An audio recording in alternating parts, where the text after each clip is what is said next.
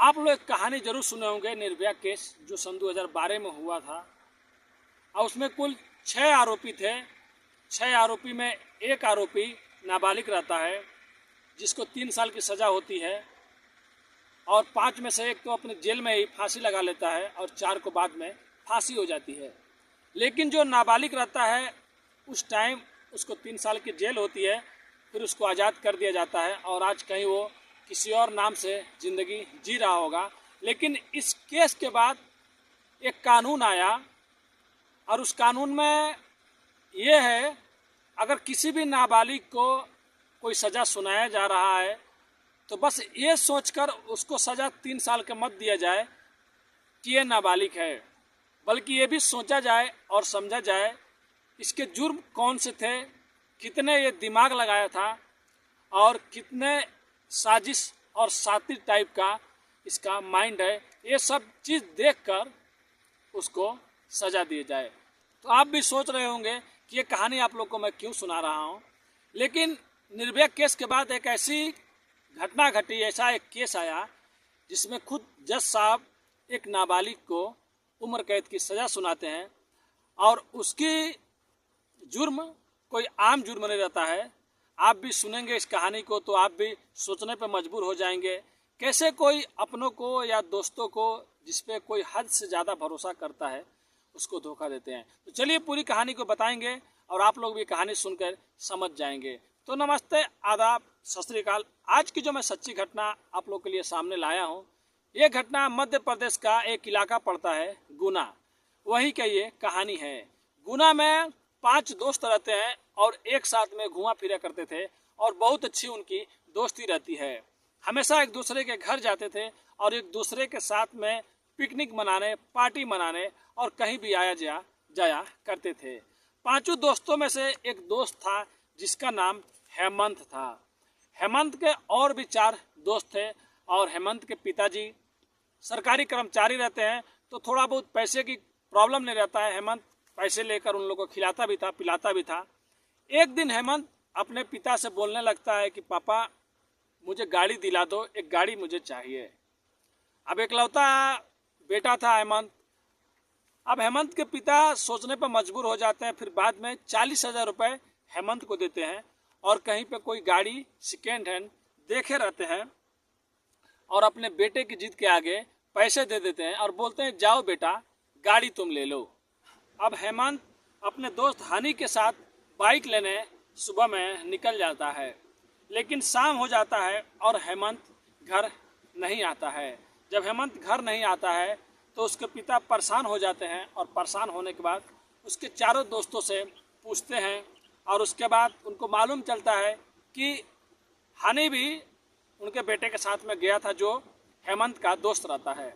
अब हनी से पूछते हैं तो हनी बोलता है अंकल वो तो बाइक लेके कब का ही चला गया और मेरे को अपने घर पे छोड़ दिया। अब पिता बेचारे मजबूर हो जाते हैं और जाके पुलिस स्टेशन में FIR दर्ज करवा देते हैं गुमशुदगी का, किडनैपिंग का। एक दिन हो जाता है, एक दिन बाद उनके पास एक फ़ोन आता है। फ़ोन करने वाला आदमी उधर से बोलता है अगर तुम अपने बेटे को जिंदा देखना चाहते हो, सही सलामत देखना चाहते हो तो 50 लाख रुपए की इंतज़ाम कर दो और मैं जहाँ पे बोलूँगा वहाँ पे तुमको पैसे लेकर पहुँचाने पड़ेंगे।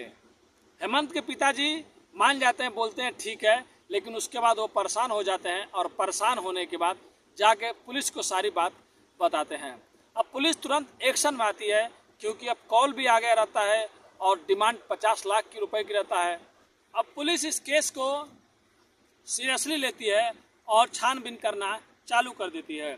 फिर से पुलिस सारे दोस्तों से बात करती है, लेकिन 5 दोस्त में से हेमंत तो गायब रहता है।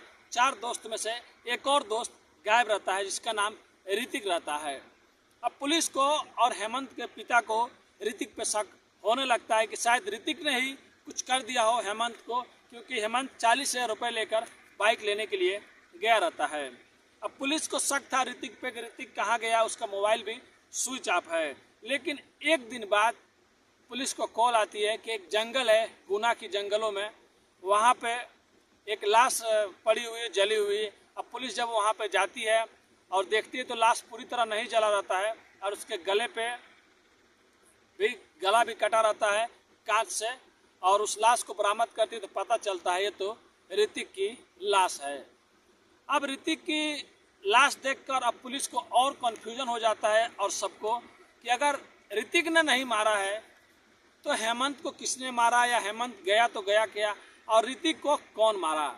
अब उसके बाद 3 और दोस्त बचते हैं, लुकेश और एक और जो रहता है और हनी रहता है। अब पुलिस सबसे छानबीन करती है, फिर लुकेश को पुलिस पता लगाती है कि लुकेश कहाँ है, लुकेश से अच्छे से पूछताछ करेंगे। और एक दिन बाद फिर से उसी गुना के जंगलों में लुकेश का भी लाश मिलता है। अब पुलिस को समझ में नहीं आ रहा था, पुलिस को जिस पे शक होता था उसकी लाशें पुलिस को मिल जाती थी। अब पुलिस पूछे तो किससे पूछे, अब उसके 2 दोस्त बच गए थे, एक हनी और एक और था। अब लास्ट में पुलिस वाले हनी से पूछते हैं तो हनी भी बताता है कि मेरे साथ में गया लेकिन मेरे को घर पर छोड़ दिया और वहाँ से वो अपने घर पे चला गया। अब पुलिस को कुछ भी समझ में नहीं आ रहा था। फिर उसके चौथे दोस्त को पुलिस ने उठाया और उठाने के बाद उससे अच्छी से पूछताछ करती है और उसके मोबाइल लोकेशन, कॉल डिटेल, हर एक चीज़ चेक करती है, लेकिन पुलिस को ऐसा कुछ भी वहाँ से नहीं मिलता है। अब पुलिस उसको क्लीन चिट दे देती है। अब बच जाता है हनी दुबे। अब पुलिस को कहीं से मुखबिर के जरिए एक खबर मिलता है कि आप हनी दुबे से और हनी दुबे की माँ से पूछताछ कीजिए, शायद कुछ पता चल जाए। क्योंकि आप लोग को भी मालूम होगा अभी भी पुलिस के खबरी लोग हर गांव में रहते हैं, क्योंकि हर गांव में तो सीसी कैमरा और हर गांव में तो कुछ है नहीं, तो ऐसे ही खबरी लोग से पता चलता है अंदर की बातें। अब पुलिस को जैसे अंदर की बातें पता चलती है, पुलिस का एक टीम जाता है और हनी दुबे की माँ को अरेस्ट कर लेते हैं और लेके आते हैं। पूछताछ करना जब स्टार्ट करते हैं तो हनी दुबे कुछ और कहानी बताता है और जो उसकी माँ रहती है वो कुछ और कहानी बताती है। अब पुलिस को समझ में नहीं आता है। सबसे पहले हनी दुबे की माँ से पुलिस पूछताछ करती है और बताती है सच्चाई बता दो फटाफट, नहीं तो तुम्हारे लिए अच्छा नहीं होगा। अब हनी दुबे की माँ देखती है कि मैं फंस गई हूँ, अब बचने का कोई तरीका नहीं है, बच नहीं पाऊंगी, तब वो अपना जुर्म कबूल करना शुरू करती है।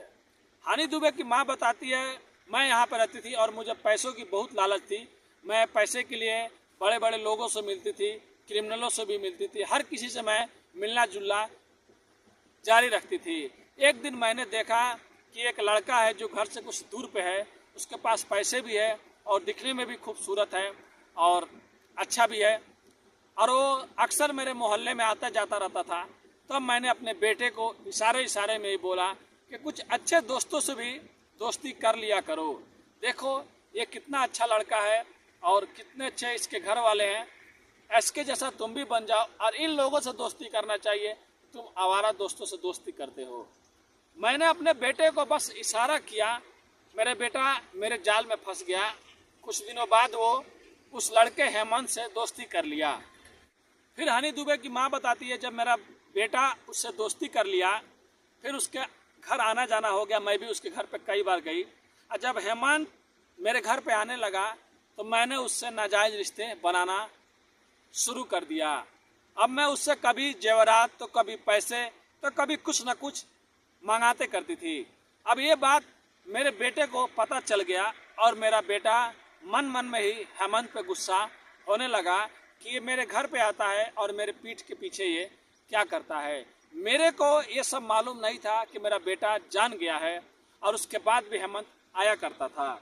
और एक दिन मेरा बेटा आया और आने के बाद बोलता है कि माँ मेरे से बहुत बड़ा एक गलत काम हो गया है, मैंने अपने दोस्त हेमंत का खून कर दिया है और उसका गला काट कर और उसको थोड़ा बहुत जलाकर जंगलों में फेंक दिया है।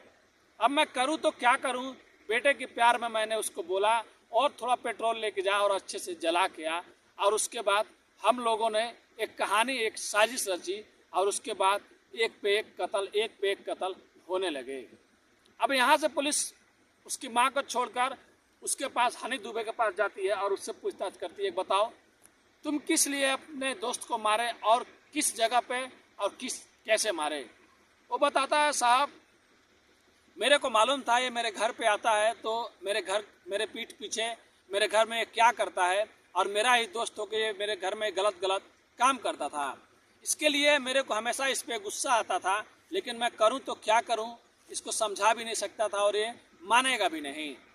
फिर एक दिन हेमंत आया और मेरे से बोला, यार मेरे पापा मेरे को पैसे देने के लिए तैयार हो गए हैं और एक बाइक भी मिला है जिसका प्राइस 40,000 रुपये है, चलो हम लोग बाइक लेके आएंगे और मौज मस्ती करेंगे।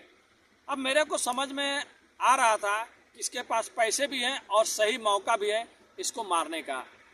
अब मैं और अपने दोस्तों के साथ में मैं इसको बोला कि चलो पार्टी करेंगे हम लोग जंगलों में, और वहीं पे ले जाकर जब ये लोग पार्टी कर रहे थे तो मैं इसके सर पे बियर का बोतल मार दिया और इसका उसी से खून कर दिया। फिर बाद में मैं इसके लाश को जला भी दिया। और ये सब कहानी, ये सब नज़ारा मेरे वहाँ पे जो दोस्त थे ऋतिक और लुकेश, वो लोग देख रहे थे। चौथा फ्रेंड जो था वो वहाँ पे नहीं आया था। अब ये लोग घबरा गए और घबराने के बाद मैं बोला कुछ नहीं होगा, और मैं आया और अपने घर पे अपनी माँ को बताया तो माँ ने बोला तुम टेंशन मत लो, मैं अब इसके आगे का बात प्लान करूँगी कैसे क्या करना है, बस तुम्हारे दोस्तों को बोलना वो किसी को बताए नहीं। अब जब मेरी माँ ने बोला कि और पेट्रोल ले जाके और उसको अच्छे से जला दो, तो मैं और ऋतिक गए। लेकिन वहाँ पे जाने के बाद ऋतिक डरने लगा और मेरी माँ ने बोला कि देखो हम लोग इसके लाश से भी पैसे अच्छे खासे कमा सकते हैं। और मेरी माँ ने ही हेमंत के मोबाइल से ऋतिक से फ़ोन करवाया, हेमंत के पिता को, और बोला 50 लाख की हम लोग को फिरौती चाहिए। और जब ये सब बात हो गया तब उसके बाद ऋतिक बोला कि मेरे को पैसे अभी चाहिए, तुम लोग बाद में दोगे या नहीं दोगे। फिर वो लोग ऋतिक को भी सेम उसी जंगल में मारकर फेंक दिए। अब उसके बाद लोकेश बचता है। फिर बाद में उसकी माँ सोचती है कि ये भी एक न एक दिन अपना राज खोली देगा और हम माँ बेटे को पकड़वा देगा। फिर बाद में लोकेश के साथ में भी वही सब हुआ, उसको भी मर्डर हो गया और उसको भी जंगलों में लोग उसी तरह से काट कर फेंक दिए। और जब ये पूरा कहानी बता दिए, फिर बताए हेमंत को भी उसी जंगल में दूसरे साइड पे लोग फेंके थे। फिर पुलिस जाती है तो लाश के टुकड़े मिलते हैं, बोतल मिलते हैं। सेम हेमंत के साथ में भी वही घटना घटी थी। अब उसकी माँ और उसके बेटे लोग कैसे साजिश का एक नया साजिश रचा और इन तीनों मासूमों की जान ले ली। फिर उसकी माँ और हानि दुबे ये कबूल करते हैं कि हमने अपने दोस्तों को मारा है। फिर उस टाइम उसकी माँ का ये फर्ज बन रहा था, जब हानि दुबे अपने दोस्तों का कत्ल करके आया तो उसकी माँ सबसे पहले पुलिस को बताती, पुलिस को इन्फॉर्म करती कि मेरा बेटा ये करके आया है, तो शायद वो बच जाती और उसका बेटा भी और आगे कुछ कदम नहीं उठाता, उसके दो दोस्तों को भी जान बच जाती। लेकिन उसकी माँ भी साजिश रची और भी कत्ल साथ में मिलकर वो लोग किए। फिर बाद में ये केस अदालत में गया तो जो निचली अदालत है, निचली अदालत इस षड्यंत्र को, इस साजिश को मद्देनज़र रखते हुए, और जो हनी दुबे था लगभग 17.5 साल का था, मतलब 6 महीने कम थे 18 साल में, कोर्ट ने ये देखते हुए सज़ा सुनाई कि ये नाबालिग है ठीक है, लेकिन इसका माइंड कितना तेज है, कितना ये साथी टाइप का है, और इसने और इसकी माँ ने मिलकर कितने सही तरीके से ये लोग एक क्राइम को अंजाम दिया। तो अगर इन लोगों को खुला छोड़ दिया जाए या अगर कुछ साल बाद ये निकल जाए तो फिर से बड़ी बड़ी कारनामों को, बड़ी बड़ी साजिश का ये षड्यंत्र रचेगा। इसके लिए उस टाइम पहली बार जो नाबालिग रहता है हानि दुबे, उसका और उसकी माँ को उम्र कैद की सज़ा होती है कि ये लोग हमेशा ज़िंदगी भर जेल में रहेंगे और जेल के बाहर नहीं आ पाएंगे। तो जो निर्भया केस हुआ था उसके बाद की एक केस है, लगभग 2017 की ये बात है। तो कहानी सुनाने का उद्देश्य किसी का भी दिल दुखाना नहीं है, बस लोगों को सचेत करना अपनी कहानियों के माध्यम से। अगर बोलने में कुछ गलती हो जाए तो अपने भाई को माफ़ कर दीजिएगा। और मैं भी क्राइम तक और शम्स ताहिर साहब है उनकी वीडियो का ही कॉपी करता हूँ, और थोड़ा मैं जॉब पे रहता हूँ इसके लिए साफ आवाज़ नहीं आती है तो माफ़ी चाहता हूँ। अगर आप हमारे चैनल पे नए हैं तो चैनल को सब्सक्राइब, लाइक, शेयर करना मत भूलिए। लेकिन जाते जाते आप लोग से एक बार ज़रूर कहूँगा, किसी पे भी विश्वास कीजिए तो सोच समझ के विश्वास कीजिए, क्योंकि बुरे कामों का बुरा ही नतीजा होता है। मिलते हैं नेक्स्ट वीडियो में कुछ अच्छी कहानियों के साथ। अभी के लिए अलविदा लेते हैं। धन्यवाद।